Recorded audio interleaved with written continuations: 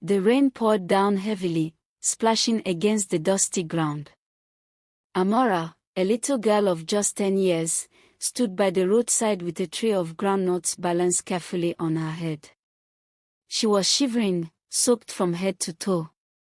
She had no umbrella, no slippers, and no coat to keep her warm. The only protection she had was the palm of her tiny hands trying to shield her face from the cold rain. Every passing car splashed muddy water onto her feet, but Amara didn't move. She was too afraid to go home without selling. Amara was an orphan. Her parents had died when she was only 5, and she had been living with her Aunt Ngozi ever since. At first, Amara thought she had found a safe home. But she was wrong. Aunt Ngozi had 3 children of her own. They were well-fed, well-dressed, and always in school. But Amara, she was the one who hawked in the hot sun and cold rain, just to bring money home. Every kobo she made went into her aunt's pocket to pay the school fees of her cousins, to buy their books, their shoes, and their clothes. Amara wanted to go to school too.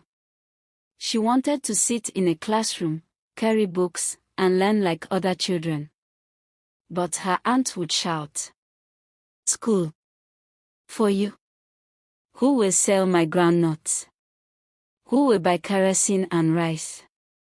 Amara, your job is to work, not to waste my money." So every day, Amara's life was the same. She would wake before dawn, sweep the compound, fetch water, cook, wash plates, and then go to the market to hawk.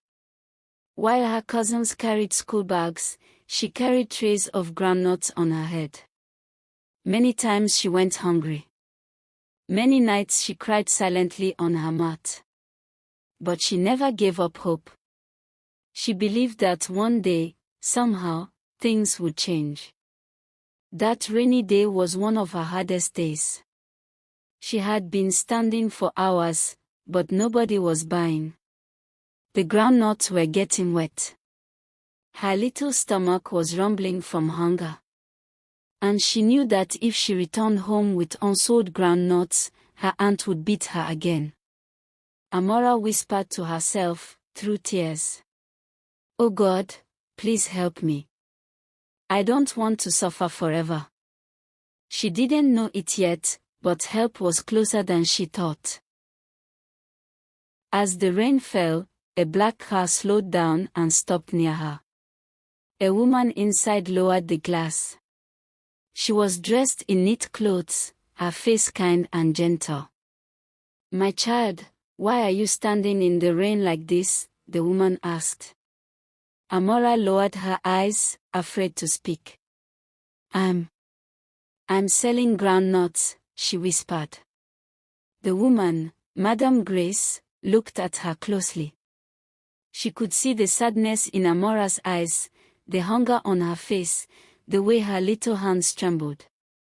Something touched her heart deeply. "Come here," Madam Grace said softly. She bought all the groundnuts, paid double the price, and told Amara to keep the extra.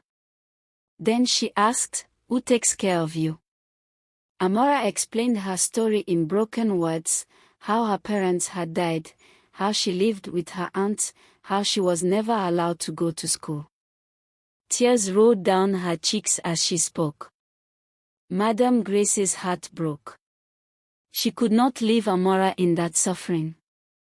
That same week, she visited Aunt Ngozi. At first, Aunt Ngozi pretended to be caring. "Oh, Amara is like my own daughter. She helps me at home. You know, times are hard. But she is fine here." But Madam Grace could see through the lies. She offered to sponsor Amara's education, to buy her books, uniforms, and pay her school fees. Aunt Ngozi agreed, thinking it would bring her more money and free labor. But Amara's life was about to change forever. For the first time, she wore a clean school uniform. She held books in her hands. She sat in a classroom and listened to teachers. She learned how to read, how to write, and how to dream. It wasn't easy. After school, she still had to do housework. Her cousins mocked her, saying, "Even if you go to school, you will still remain a servant." But Amara didn't listen. She worked harder. She read at night under a dim lantern, her stomach empty but her heart full of determination. Years passed, and Amara grew into a brilliant young woman. She excelled in her studies, winning awards and scholarships. Madame Grace supported her every step of the way, proud of the little girl she had saved from the rain. Amara went to university, studied business administration, and graduated with top honors. She was offered a job at a big company and quickly rose through the ranks. Soon, she became one of the youngest successful women in the city. Life had turned full circle. One day, Aunt Ngozi's family fell into hardship. Her husband lost his job. Her children, who once mocked Amara, could no longer pay their school fees. They struggled for food. And who did they run to? Amara. When her aunt came to her office, Amara was shocked. The same woman who once beat her and denied her school now stood before her, begging for help. Tears filled Aunt Ngozi's eyes as she said, "Amara, please, forgive me. My children are suffering. They need school fees. They need help." Amara remembered all the pain, the hunger, the beatings. She could have turned her back. She could have said, "You never helped me. Why should I help you?" But she didn't. Amara looked at her cousins and said gently, "I will help. Not because you treated me well, but because I know what suffering feels like.